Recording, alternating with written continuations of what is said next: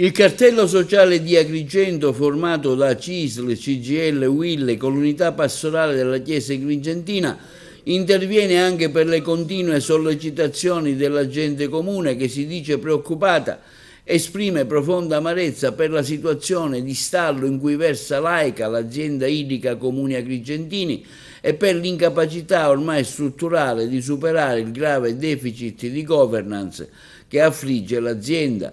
Una paralisi gestionale che, se non affrontata con decisione e trasparenza, rischia di segnare la fine dell'esperienza della gestione pubblica del servizio idrico integrato nella provincia di Agrigento, un esito che sarebbe inaccettabile per le comunità locali e per tutti coloro che hanno creduto e continuano a credere nella gestione pubblica dell'acqua come bene comune.